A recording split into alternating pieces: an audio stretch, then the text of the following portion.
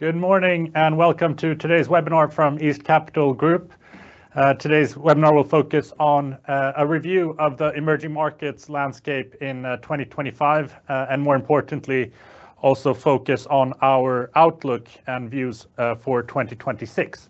It was great to see emerging markets having a stellar year in 2025 with a return of 34% in US dollar terms. This was driven by a number of factors.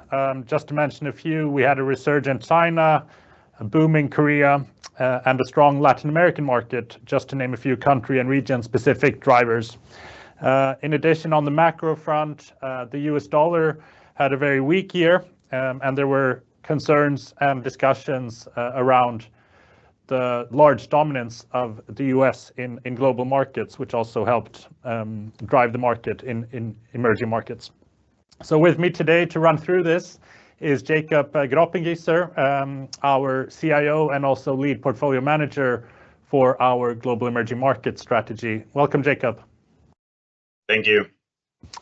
So if we just start off with a brief summary of 2025, what's your own view, Jacob, of emerging markets and our fund in particular?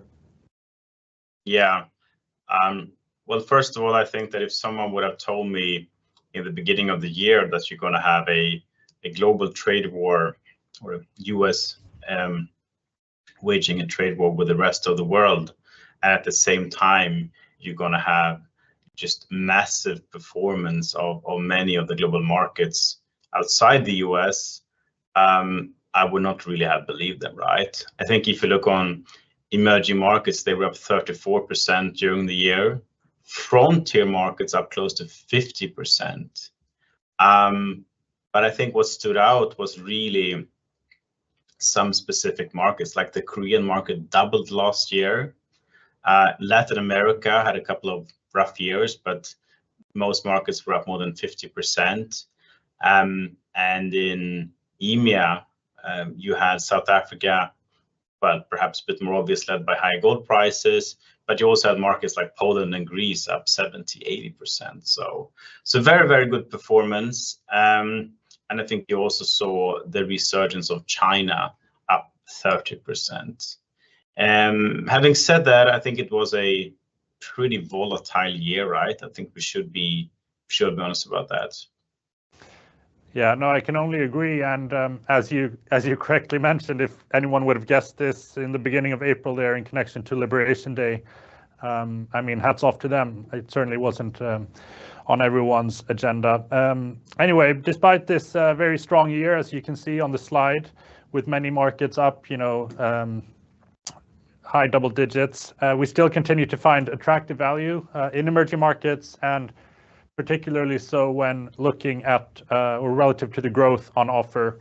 And I know you and the team have a slide showing the PEG ratio, which we like to refer to, just to show basically how attractive this combination is now. Yeah.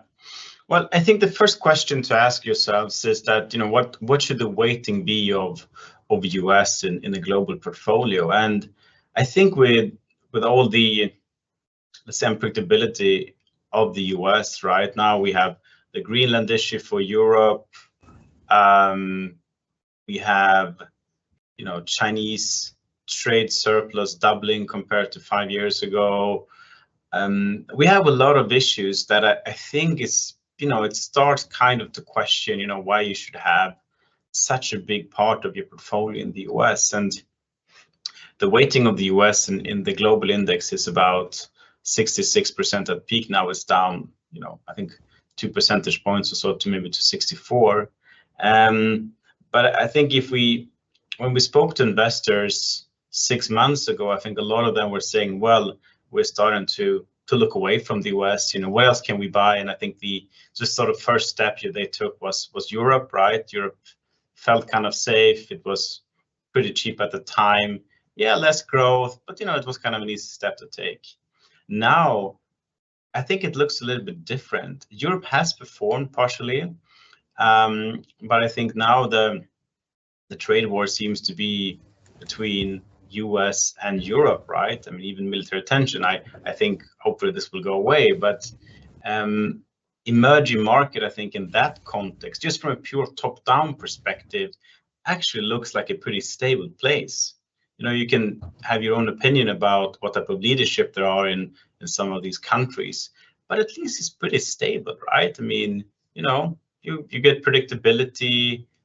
Companies don't need to worry about geopolitical tensions so much. You know, Chinese companies, yeah, they just exported less to the US and more to other markets. So I think this is an important aspect, just from a pure kind of top-down allocation. You asked about the PEG ratios, and this is partially how we see the world, right? So the PEG ratio is just the relationship between growth and the P ratio, right? And anything below 1 is typically a good ratio. It means that the earnings growth exceed the P ratio. If you look on the US, yeah, it's growing around 15% for this and next year, but pretty high P ratios. I think everyone knows that. You get a PEG ratio of 1.5. Looking at Europe, grows a little bit less, a little bit lower in valuation. PEG ratio is 1.3, okay, a little bit lower. But if you look on emerging markets, you're getting the highest growth of all major equity classes.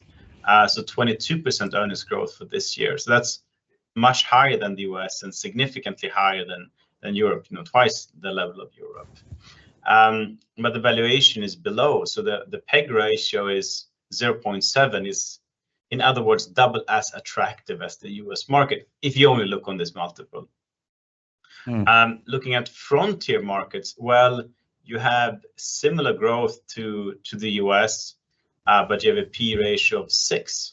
You know, so you have a PEG ratio of 0.4, which looks then again almost double as attractive as emerging markets. And on a separate note, again, a bit from a top-down perspective, if you sort of want to stay out of the risk of an AI bubble, I have no strong opinion on that. If you want to stay away from geopolitics, actually frontier markets would be the least correlated asset class. So I think that's another kind of interesting dimension, that you get this very low valuation, high growth, but at the same time you're a little bit protected, you know, if there would be a significant correction because of AI. You know, who knows, maybe it will be, but then frontier markets, they might also correct to some extent, but at least they should correct much, much less. Yeah. No, thanks, Jacob, and good point on the frontier market space. Completely agree with you.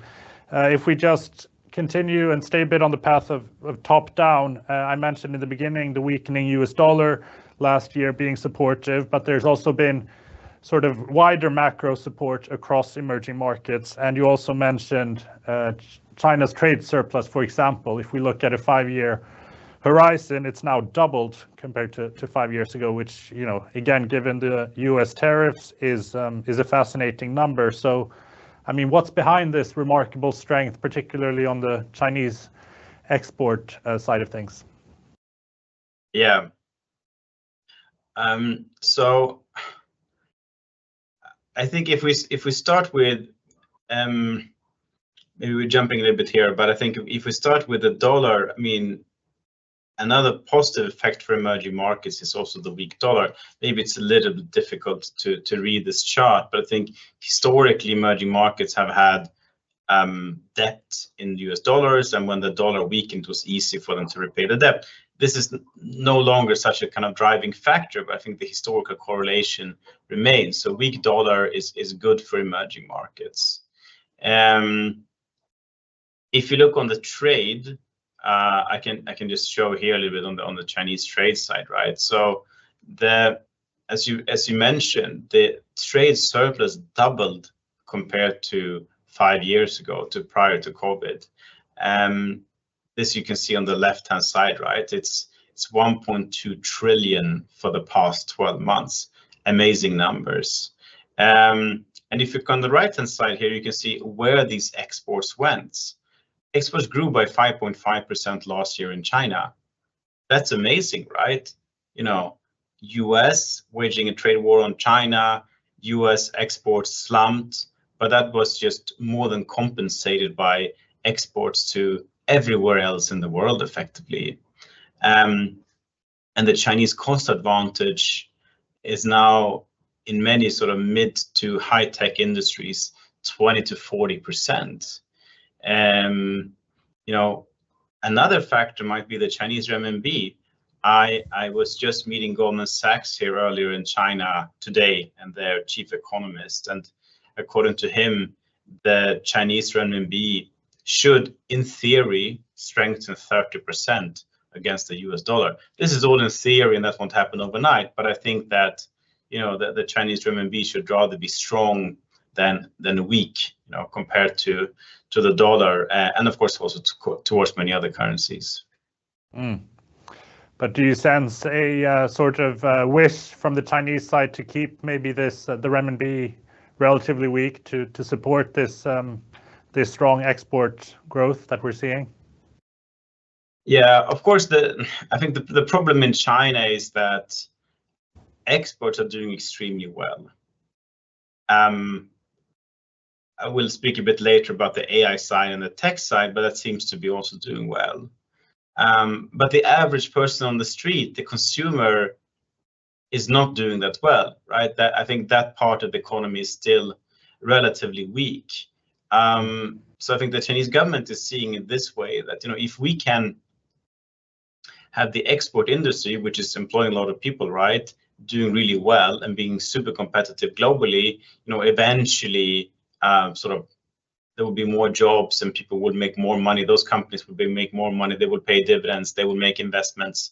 They will grow, etc. Right. So I think that the incentive for the Chinese government now is to not let the renminbi strengthen too much, because that will, of course, partially kill this competitive advantage.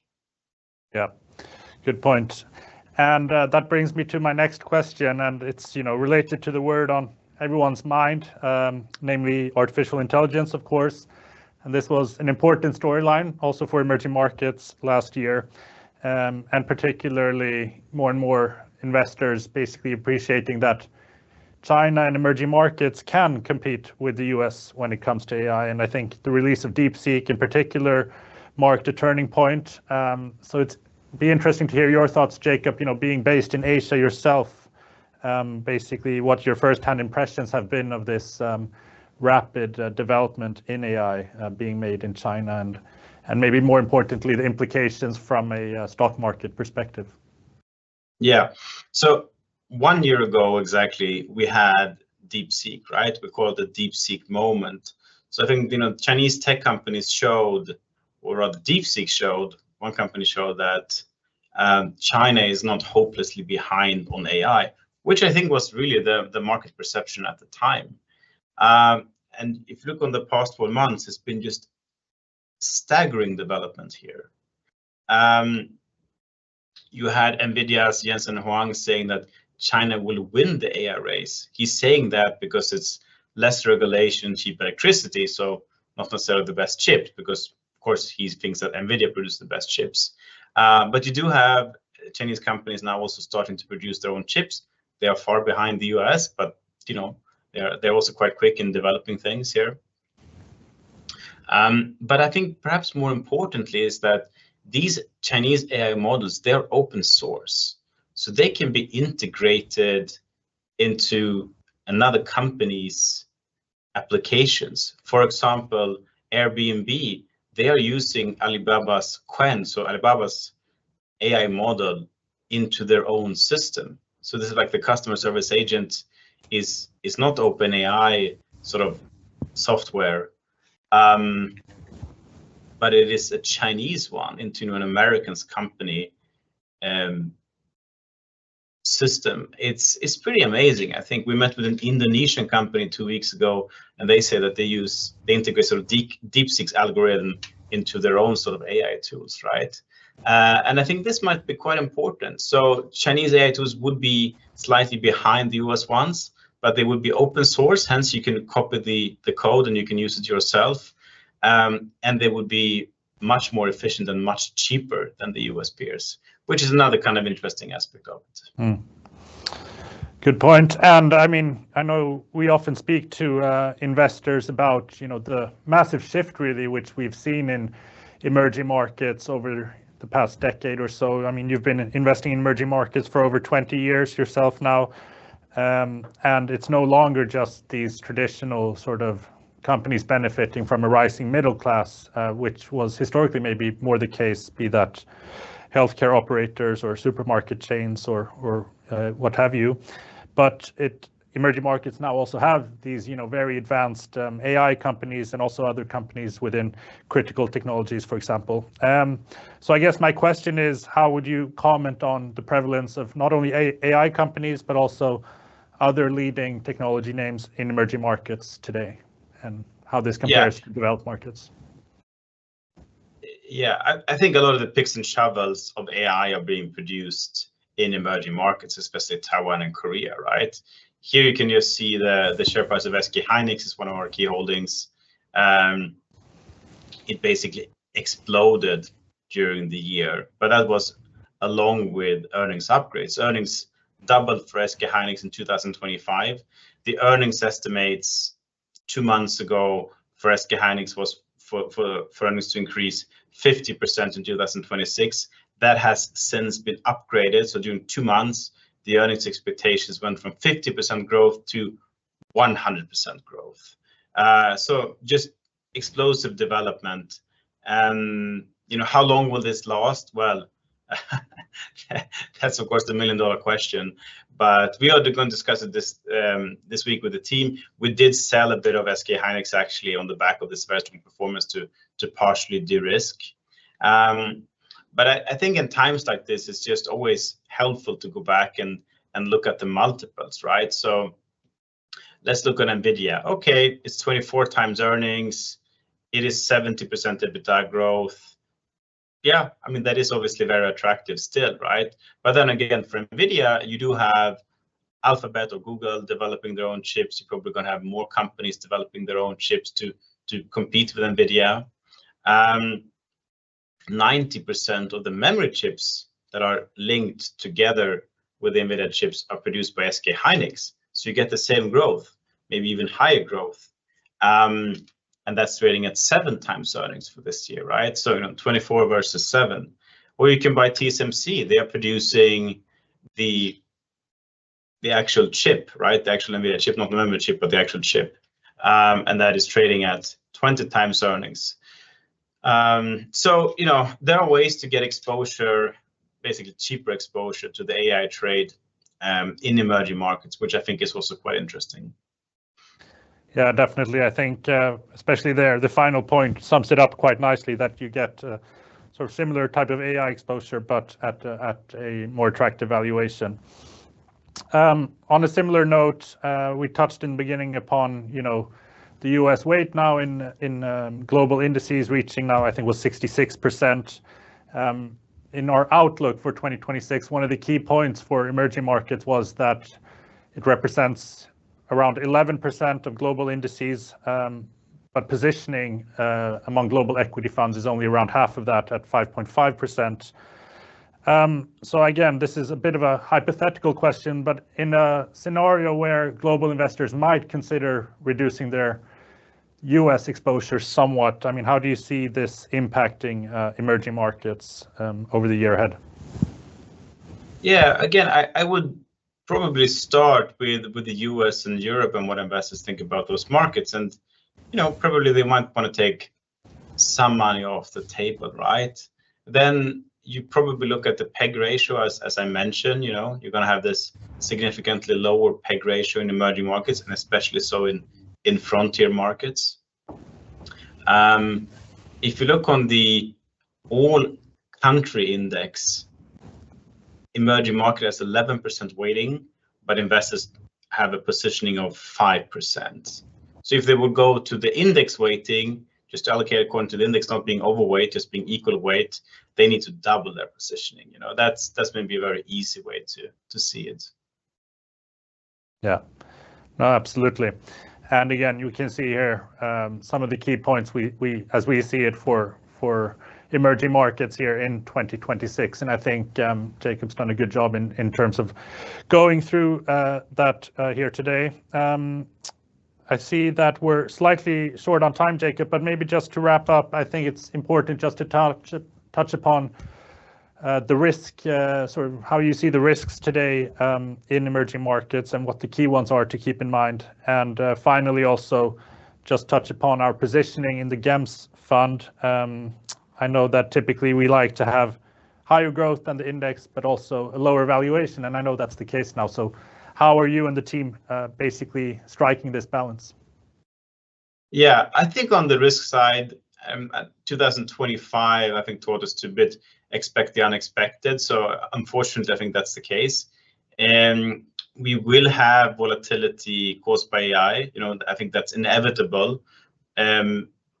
Markets and AI trades might continue up for a while longer. I wouldn't be surprised, but I would probably be taking a little bit more money off the table just to partially de-risk. I think that's along the line we're thinking now. But the P ratio of the fund is slightly below that of the index, and that's also a way to sort of protect ourselves. Like if there would be a correction in the market, if you have on average slightly cheaper companies, they probably should go down a little bit less. Our downside beta is 0.8 historically. Doesn't mean that would be in the future, but historically the fund went down a little bit less than the market if there was a correction, and it went up a little bit more in an upward market. So I think that's how we try to position. Yeah, that sounds great, Jacob. So with those closing words, thank you all for listening in, and thanks, Jacob, for sharing your thoughts on the ground from Hong Kong. And if you'd like to discuss this in more detail, we're always happy, of course, to set up individual meetings focusing on our outlook for emerging markets here for the year ahead. So with that, thanks again. Thanks, Jacob.